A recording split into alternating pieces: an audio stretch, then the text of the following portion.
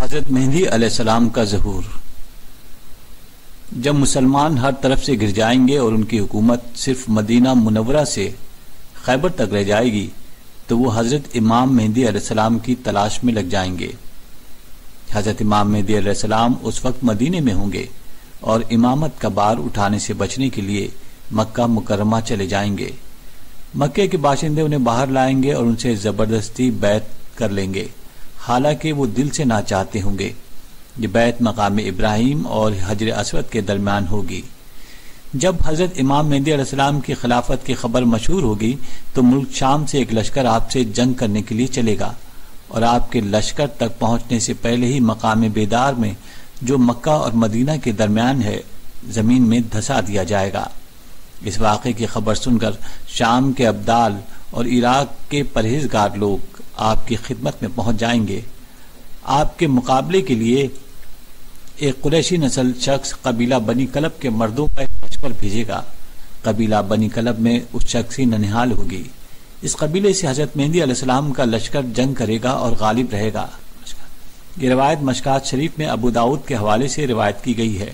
اس کے شروع میں یہ بھی ہے کہ خلیفہ کے مرنے پر اختلاف ہوگا کہ اب کس کو خلیفہ بنایا جائے، اور ایک صاحب یہ سمجھ کر مدینہ سے مکہ کو چل دیں گے کہ کہیں مجھے نہ بنا لیں۔ امام مہدی علیہ السلام کا حلیہ نسب اور نام۔ رسول اللہ صلی اللہ علیہ وسلم نے فرمایا کہ مہدی علیہ السلام میری نسل سے اور فاطمہ کی اولاد سے ہوں گے۔ حضرت علی المرتضیٰ کرم اللہ وجہ نے ایک مرتبہ اپنے صاحبزادے حضرت حسن رضی اللہ تعالیٰ عنہ کے متعلق فرمایا کہ یہ میرا بیٹا سید ہے، کہ جیسا کہ رسول اللہ صلی اللہ علیہ وسلم نے اس کا نام سید رکھا ہے، اس کی اولاد میں ایک شخص پیدا ہوگا جس کا نام وہی ہوگا جو تمہارے نبی کا نام ہے، یعنی اس کا نام محمد ہوگا۔ پھر فرمایا کہ وہ اخلاق میں میرے بیٹے حسن کا مشابہ ہوگا اور صورت میں اس کے مشابہ نہ ہوگا، یعنی اس کا حلیہ حسن رضی اللہ تعالیٰ عنہ کے حلیے سے ملتا جلتا نہ ہوگا۔ بعض روایات میں ہے کہ امام مہدی کے والد کا نام وہی ہوگا جو رسول اللہ صلی اللہ علیہ بعض روایات میں ہے کہ امام مہدی کے والد کا نام وہی ہوگا جو رسول اللہ صلی اللہ علیہ وسلم کے والد کا نام تھا۔ حضرت ابو سعید خدری رضی اللہ تعالیٰ عنہ سے روایت ہے کہ رسول اللہ صلی اللہ علیہ وسلم نے فرمایا مہدی مجھ سے ہوگا اور اس کا چہرہ خوب روشن ہوگا، ناک بلند ہوگی۔ امام مہدی علیہ السلام کے زمانے میں دنیا کی حالت۔ رسول اللہ صلی اللہ علیہ وسلم نے فرمایا کہ اس امت پر ایک زبردست مصیبت آئے گی اور انسان ظلم سے بچنے کے لیے کوئی پناہ کی جگہ نہ پائے گا۔ اس وقت خدا میری نسل اور میرے خاندان میں سے ایک شخص پیدا فرمائے گا اور اس کے ذریعے زمین کو عدل اور انصاف سے بھر دے گا، جس طرح کہ اس سے پہلے ظلم اور زیادتی سے بھری ہوئی ہوگی۔ پھر فرمایا کہ ان کے عدل سے آسمان والے اور زمین والے سب راضی ہوں گے۔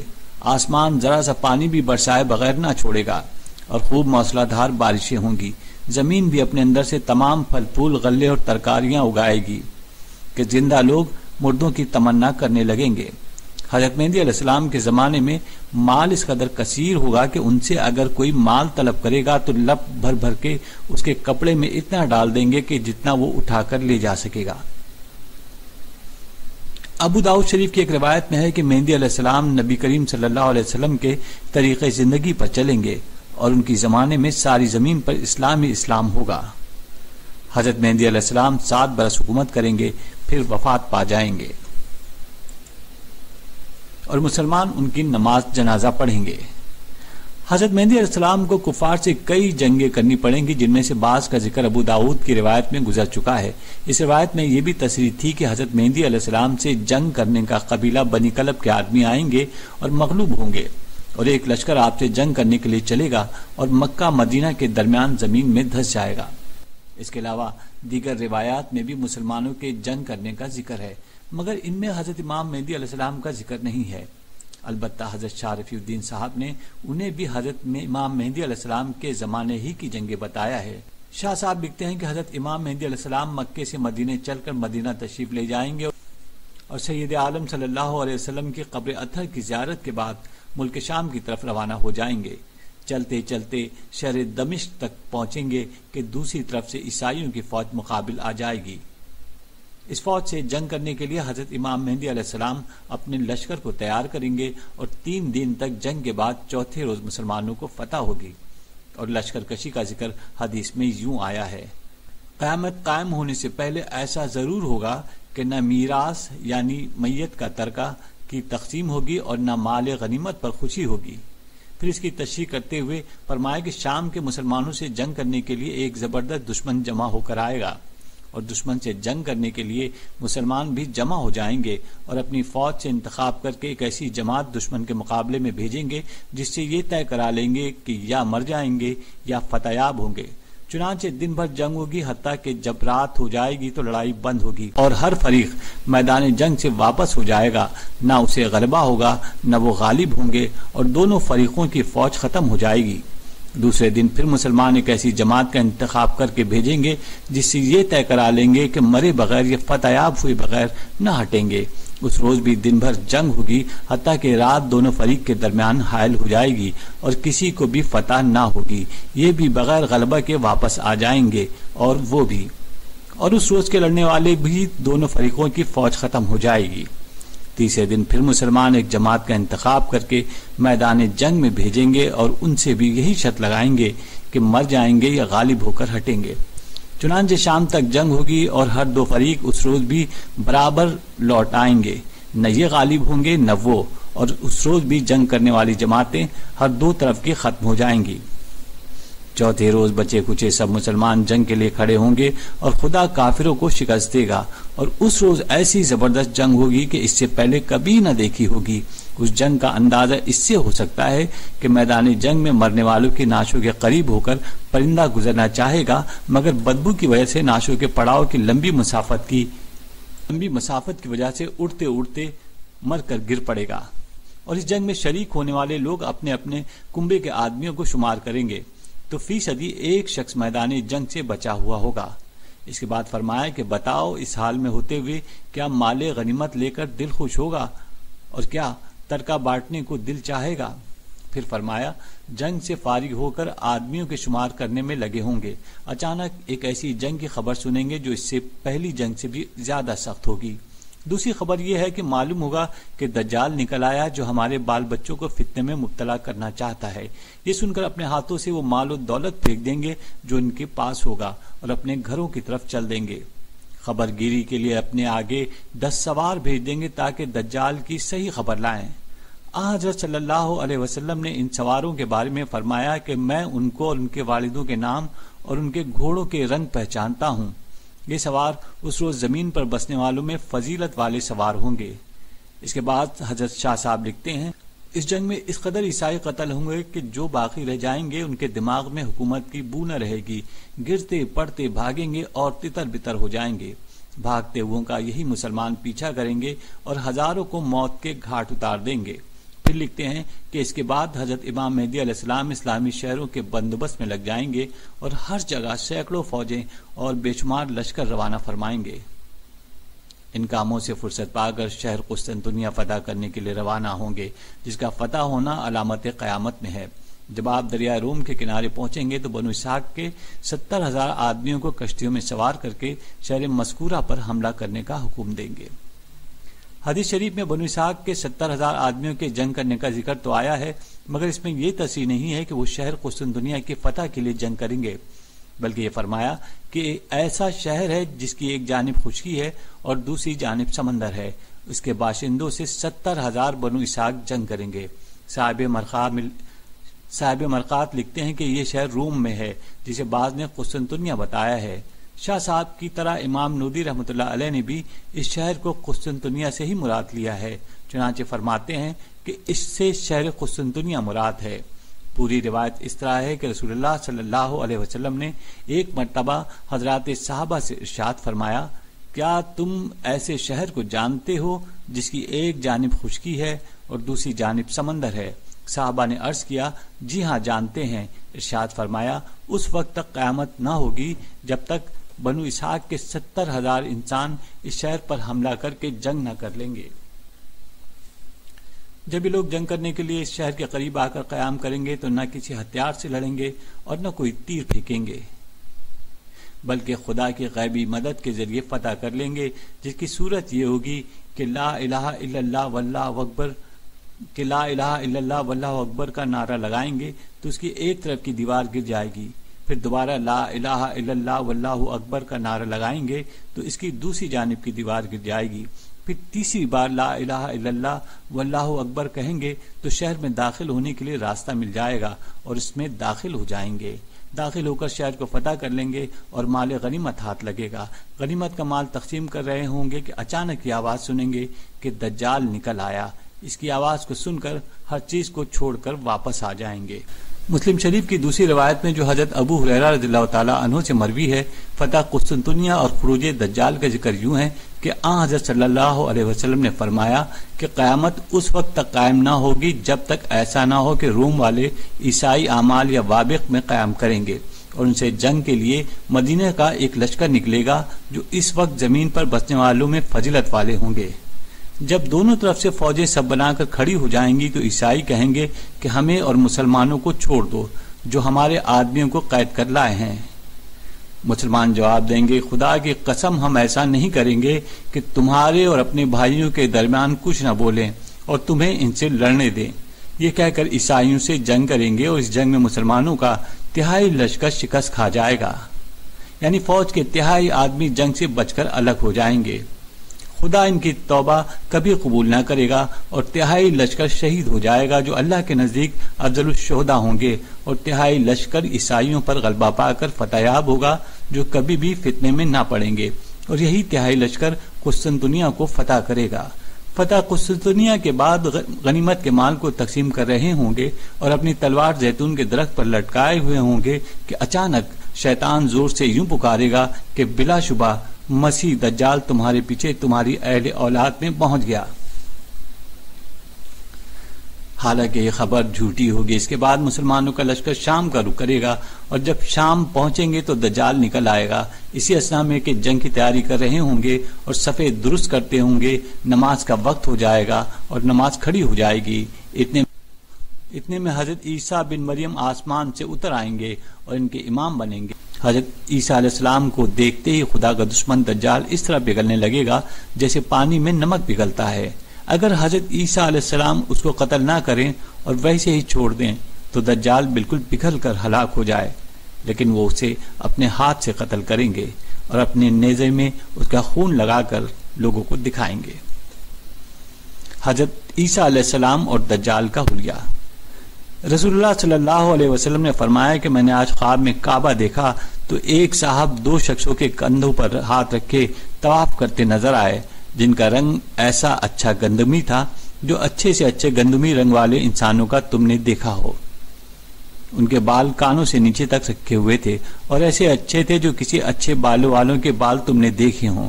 اپنے بالوں میں انہوں نے کنگھی کر رکھی تھی اور ان کے بالوں سے پانی کے قطرے ٹپک رہے تھے۔ میں نے کسی سے دریافت کیا یہ کون ہے تو جواب دیا گیا کہ یہ مسیح بن مریم علیہ السلام ہیں۔ دوسری روایت میں ہے کہ جو آگے آنے والی ہے کہ مسیح بن مریم دو فرشتوں کے پروں پر ہاتھ رکھے ہوئے اور زرد رنگ کے کپڑے پہنے ہوئے آسمان سے اتریں گے۔ جب سر جھکائیں گے تو ان کا پسینہ ٹپکے گا اور جب سر اٹھائیں گے تو اس سے موتیوں کی طرح پسینے کے نورانی دانے گریں گے جیسے کہ چاندی کے بنائے ہوئے دانے ہوں گے۔ پھر فرمایا کہ میں نے پھر ایک شخص کو دو آدمیوں کے مونڈوں پر ہاتھ رکھے ہوئے طواف کرتے دیکھا جس کے بال بہت گھنگریالے تھے، دائنی آنکھ سے کانا تھا، گویا اس کی آنکھ اوپر کو اٹھا ہوا انگور تھا، یعنی اس کی آنکھ میں سیاہی نہ تھی جس کے ذریعے نظر آتا ہے بلکہ انگور کی طرح سفید تھی، اوپر کو بھی اٹھی ہوئی تھی جس کی وجہ سے بدصورت معلوم ہوتا تھا۔ میں نے لوگوں میں سب سے زیادہ اس کی شکل سے ملتا جلتا عبدالعزیٰ بن قطن کو دیکھا ہے۔ دوسری روایت میں ہے کہ اس شخص کا جسم سرخ تھا، بدن بھاری تھا، سر کے بال گھنگریالے تھے، داہنی آنکھ سے کانا تھا۔ میں نے پوچھا یہ کون ہے تو جواب دیا گیا کہ یہ مسیح دجال ہے۔ بعض روایت میں یہ بھی ہے کہ دجال پستہ قد ہوگا اور اس کی ٹانگیں ٹیڑھی ہوں گی۔ بہقی نے کتاب البعث و نشور میں ایک روایت ذکر کی ہے کہ دجال ایک ایسے گدھے پر سوار ہو کر نکلے گا جو بہت زیادہ سفید ہوگا اور جس کے دونوں کانوں کے درمیان 70 باہ کا فاصلہ ہوگا اور ایک بات 2 گز کا ہوتا ہے۔ دجال کا دنیا میں فساد مچانا اور حضرت عیسیٰ علیہ السلام کا اسے قتل کرنا۔ حضرت حذیفہ رضی اللہ تعالیٰ عنہ فرماتے ہیں کہ رسول خدا نے فرمایا کہ بے شک دجال نکلے گا اور بے شک اس کے ساتھ پانی بھی ہوگا اور آگ بھی۔ بعض روایت میں ہے کہ اس کے ساتھ اس کی جنت بھی ہوگی اور اس کی دوزخ بھی ہوگی، جسے لوگ پانی سمجھیں گے۔ وہ جلانے والی آگ ہوگی، یعنی اس کو قبول کرنے کے سبب دوزخ کی آگ میں چلیں گے، اور جسے لوگ آگ سمجھیں گے وہ میٹھا پانی ہوگا، یعنی اس میں گرنے کے سبب جنت کا میٹھا پانی نصیب ہوگا۔ لہذا تم میں سے جو کوئی اس کے زمانے میں ہو تو چاہیے کہ اسی میں گرے تو آگ دکھائی دے رہی ہو، کیونکہ وہ در حقیقت میٹھا پانی ہے۔ مسلم کی روایت میں یہ بھی ہے کہ دجال کی دونوں آنکھوں کے درمیان لفظ کافر لکھا ہوگا، جسے ہر بے پڑھا مومن پڑھ سکے گا۔ بعض روایت میں ہے کہ اس کے ساتھ گوشت روٹی کے پہاڑ اور پانی کی نہریں ہوں گی۔ کسی کے غصہ دلانے پر مشرق سے نکل پڑے گا اور مدینے جانے کا قصد کرے گا، لیکن مدینے میں داخل نہ ہو سکے گا، کیونکہ اس روز مدینے کے 7 دروازے ہوں گے اور ہر دروازے پر 2 فرشتے پہرے کے لیے مقرر ہوں گے۔ لہذا وہ احد کے پہاڑ کے پیچھے ٹہر جائے گا اور وہاں سے فرشتے اس کا رخ شام کی طرف کر دیں گے، شام کی طرف چل دے گا، وہیں حضرت مسیح بن مریم علیہ السلام کے ہاتھوں ہلاک ہوگا۔ جس وقت مدینے کے قریب احد کے پیچھے آ کر ٹھہرے گا تو مدینے میں زلزلے کے 3 جھٹکے آئیں گے۔ ان سے گھبرا کر تمام کافر اور منافق باہر نکل کر دجال کے پاس پہنچ جائیں گے۔ فتح الباری میں حاکم کی ایک روایت نقل کی ہے جس میں یہ بھی ہے کہ مدینے سے فاسق مرد اور فاسق عورتیں بھی اس کی طرف نکل کھڑی ہوں گی۔ اسی اثنا میں جبکہ دجال مدینے کے قریب ٹھہرا ہوا ہوگا، یہ واقعہ پیش آئے گا کہ مدینے سے ایک صاحب نکل کر دجال کے سامنے آئیں گے جو اس زمانے میں روئے زمین پر بسنے والوں میں سب سے بہتر ہوں گے۔ اسی اثنا میں جبکہ دجال مدینے کے قریب ٹھہرا ہوا ہوگا، یہ واقعہ پیش آئے گا کہ مدینے سے ایک صاحب نکل کر دجال کے سامنے آئیں گے جو اس زمانے میں روئے زمین پر بسنے والوں میں سب سے بہتر ہوں گے۔ وہ دجال سے کہیں گے، میں گواہی دیتا ہوں کہ بے شک تو ہی دجال ہے جس کو رسول اللہ صلی اللہ علیہ وسلم نے ہمیں خبر دی تھی۔ ان کی بات سن کر دجال حاضرین سے کہے گا کہ اگر میں اسے قتل کر کے پھر زندہ کر دوں تو بھی میرے دعوے میں تم شک کرو گے؟ لوگ جواب دیں گے نہیں، لہٰذا دجال ان سب کو قتل کر دے گا اور پھر زندہ کرے گا۔ وہ زندہ ہو کر کہیں گے کہ خدا کی قسم، مجھے تیرے بارے میں جتنا آج تیرے جھوٹا ہونے کا یقین ہوا ہے ایسا پہلے نہ تھا۔ اس کے بعد دجال انہیں دوبارہ قتل کرنا چاہے گا لیکن نہ کر سکے گا۔ اسی قسم کا ایک اور واقعہ حدیثوں میں آیا ہے، اور وہ یہ ہے کہ ایک مومن دجال کے پاس جانے کا ارادہ کرے گا۔ دجال کے سپاہی جو اس کے دربانی میں لگے ہوں گے دریافت کریں گے کہ کہاں جانا چاہتے ہو؟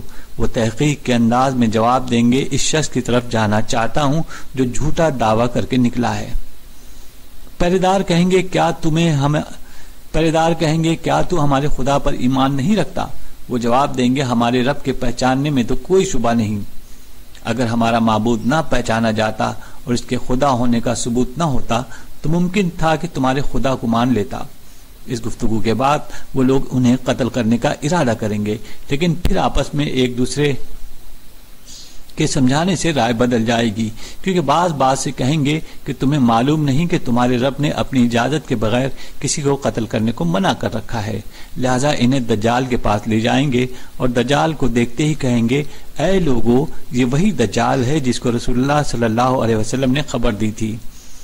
دجال ان کی بات سن کر اپنے آدمیوں کو حکم دے گا کہ اسے اوندھا لٹا دو، چنانچہ ایسا ہی کر دیا جائے گا۔ پھر کہے گا اسے زخمی کر دو، چنانچہ پیٹتے پیٹتے ان کی کمر اور پیٹ کو چوڑا چکلا کر دیا جائے گا۔ پھر دجال ان سے کہے گا کہ اب بھی تو مجھ پر ایمان نہیں لائے گا۔ وہ کہیں گے تو مسیح کذاب ہے۔ اس پر وہ اپنے آدمیوں کو حکم دے کر سر پر آرا رکھ کر چروا دے گا اور دونوں ٹانگوں کے درمیان سے ان کے 2 ٹکڑے کر دیے جائیں گے۔ پھر ان 2 ٹکڑوں کے درمیان پہنچ کر کہے گا کہ اٹھ کھڑا ہو، چنانچہ وہ مومن زندہ ہو کر کھڑے ہو جائیں گے۔ ان سے دجال کہے گا کہ اب بھی مجھ پر ایمان لاتے ہو؟ وہ کہیں گے کہ میں تو اور بھی زیادہ تیرے دجال ہونے کو سمجھ گیا۔ پھر وہ لوگوں سے فرمائیں گے، اے لوگوں، میرے بعد اب یہ کسی کو نہ ستائے گا۔ یہ سن کر دجال انہیں ذبح کرنے کے لیے پکڑے گا اور ذبح نہ کر سکے گا، کیونکہ خدا کی قدرت سے ان کی ساری گردن تانبے کی بنا دی جائے گی۔ جب ذبح پر قادر نہ ہوگا تو ان کے ہاتھ پکڑ کر اپنے دوزخ میں ڈال دے گا۔ لوگ سمجھیں گے انہیں آگ میں ڈالا، حالانکہ حقیقت میں وہ جنت میں ڈالے گئے۔ اس کے بعد رسول اللہ صلی اللہ علیہ وسلم نے ارشاد فرمایا کہ یہ مومن رب العالمین کے نزدیک سب لوگوں سے بڑھ کر باعظمت شہادت والا ہوگا۔ دجال مکے میں داخل نہ ہو سکے گا، جیسا کہ حضرت انس رضی اللہ تعالیٰ عنہ کی روایت میں ہے کہ کہ رسول خدا صلی اللہ علیہ وسلم نے ارشاد فرمایا کہ کوئی شہر ایسا نہیں ہے جہاں دجال نہ پہنچے گا سوائے مکے اور مدینے کے۔ چنانچہ مسلم کی ایک روایت میں ہے اصفہان کی 70,000 یہودی اس کے تابع ہو جائیں گے، اور ترمذی کی ایک روایت میں ہے کہ دجال مشرق کی ایک سرزمین سے نکلے گا جسے خراسان کہتے ہیں۔ بہت قومیں اس کا اتباع کریں گی جن کے چہرے تہ بتہ بنی ہوئی ڈھالوں کی طرح ہوں گے، یعنی ان کے چہرے چوڑے چکلے ہوں گے۔ حافظ ابن حجر رحمۃ اللہ علیہ نے ابو نعیم کی مشہور کتاب حلیہ سے نقل کیا ہے کہ حضرت حسان بن عطیہ تابعی فرماتے ہیں کہ 12,000 مردوں اور 7,000 عورتوں کے علاوہ سب انسان دجال کے تابع ہو جائیں گے اور اس کی خدائی کا اقرار کر لیں گے۔ حضرت نواز بن سمان رضی اللہ تعالیٰ عنہ فرماتے ہیں کہ ایک مرتبہ رسول اللہ صلی اللہ علیہ وسلم نے دجال کا ذکر فرمایا کہ اگر میری موجودگی میں نکل آیا تو میں اس سے مقابلہ کروں گا، تمہیں گھبرانے کی ضرورت نہیں، اگر اس وقت میں تمہارے اندر موجود نہ ہوں گا تو ہر شخص اپنی طرف سے دجال سے مقابلہ کرنے والا ہونا چاہیے، اور میرے پیچھے اللہ ہر مسلمان کا نگراں ہے۔ دجال کی پہچان یہ ہے کہ وہ یقیناً جوان ہوگا، گھنگریالے بالوں والا ہوگا، اس کی آنکھ اٹھی ہوگی۔ تم میں سے جو شخص اسے دیکھ لے تو چاہیے کہ اس پر سورہ کہف کی شروع کی آیتیں پڑھ دے، کیونکہ اس کا پڑھنا اس کے فتنے سے امن و امان میں رکھے گا۔ بے شک وہ شام اور عراق کے درمیان کے ایک راستے سے نکلے گا، پھر نکل کر دائیں بائیں بہت فساد مچائے گا۔ اے اللہ کے بندو، اس وقت ثابت قدم رہنا۔ راوی کہتے ہیں کہ ہم نے عرض کیا یا رسول اللہ وہ کتنے دن زمین پر رہے گا؟ ارشاد فرمایا کہ 40 دن اس کے زمین پر رہنے کی مدت ہوگی، جن میں سے ایک دن 1 سال کے برابر ہوگا، اور 1 مہینہ دن کے برابر، اور 1 دن 1 ہفتے کے برابر، اور باقی دن ایسے ہوں گے جیسے تمہارے دن ہوتے ہیں۔ راوی کہتے ہیں کہ اس پر ہم نے سوال کیا رسول اللہ صلی اللہ علیہ وسلم جو دن 1 سال کا ہوگا اس میں ہمیں ایک ہی دن کی نماز پڑھ لینی کافی ہوگی؟ ارشاد فرمایا نہیں، بلکہ حساب لگا لینا اور اپنے دنوں کے اندازے سے روزانہ کی طرح 5 نمازیں پڑھنا۔ راوی کہتے ہیں کہ ہم نے پھر سوال کیا کہ دجال کس تیزی سے زمین پر سفر کرے گا؟ ارشاد فرمایا جیسے بادل کو ہوا تیزی کے ساتھ اڑائے چلی جاتی ہے اسی طرح تیزی سے زمین پر پھرے گا۔ مطلب یہ ہے کہ تھوڑے ہی عرصے میں ساری زمین پر پھر کر لوگوں کو اپنے فتنے میں مبتلا کر دے گا۔ پھر دجال کے فتنے کی مزید تشریح کرتے ہوئے فرمایا ایک قوم کے پاس وہ پہنچے گا اور ان کو اپنے خدائی کی طرف بلائے گا تو اس پر ایمان لے آئیں گے، لہٰذا وہ اپنی خدائی کا ثبوت ان کے دلوں میں بٹھانے کے لیے آسمان کو برسنے کا حکم دے گا تو بارش ہونے لگے گی، اور زمین کو کھیتوں کے اگانے کا حکم دے گا تو کھیتیاں اگ جائیں گی۔ ان کے مویشی اس حالت میں اس کے سامنے چلنے پھرنے لگیں گے کہ ان کی کمریں خوب اونچی اونچی ہو جائیں گی اور تھن خوب بھرے ہوئے ہوں گے اور کوکھیں خوب پھلے پھولیں گی۔ پھر دجال ایک دوسری قوم کے پاس آئے گا اور انہیں بھی اپنی خدائی کی طرف بلائے گا اور اس کی بات کو رد کر دیں گے تو انہیں چھوڑ کر چل دے گا۔